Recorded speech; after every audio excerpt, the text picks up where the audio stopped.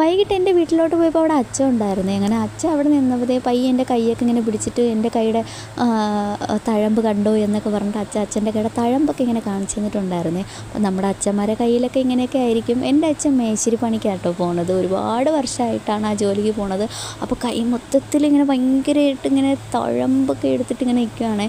അങ്ങനെ എൻ്റെ കൈ ഇങ്ങനെ പിടിച്ച് നോക്കിയിട്ട് പറഞ്ഞു, അയ്യോ നിൻ്റെ കയ്യിലൊന്നുമില്ലല്ലോ, സോഫ്റ്റായിട്ടാണ് ഇരിക്കുന്നത് എന്നൊക്കെ പറഞ്ഞിട്ട്.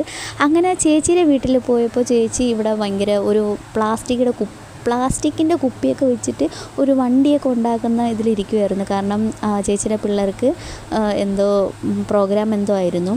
അങ്ങനെ ചെറിയ കുപ്പിയുടെ ആ അടപ്പിൽ ചെറിയ ഹോളൊക്കെ ഇടാൻ വേണ്ടി നിൽക്കുമായിരുന്നേ. അപ്പോൾ ചേച്ചിയുടെ കൈയൊക്കെ പൊള്ളിയപ്പോൾ ഞാൻ പിന്നെ കത്രികയൊക്കെ വെച്ചിട്ട് ചൂടാക്കി അതിൽ 2 ഹോളൊക്കെ വെച്ച് കൊടുത്തിട്ടുണ്ടായിരുന്നു. അങ്ങനെ ഒരു 6-6:30 ആയപ്പോൾ ചേട്ടൻ പോയ വള്ളമൊക്കെ അണച്ചിട്ടുണ്ടായിരുന്നു. അപ്പോൾ ജസ്റ്റ് ഒന്ന് കടപ്പുറത്തോട്ട് പോയി. അപ്പോൾ ചേട്ടൻ ചാള പണിക്കാട്ടോ പോയത്. അങ്ങനെ കുറച്ച് ചെറിയ രീതിയിൽ ചാളയൊക്കെ ഉണ്ടായിരുന്നു. അങ്ങനെ കുറച്ച് നേരം അതൊക്കെ കണ്ടു. പിന്നെ അവിടെ നിന്ന് ഞാൻ നേരെ വീട്ടിലോട്ട് വന്നിട്ടുണ്ടായിരുന്നേ.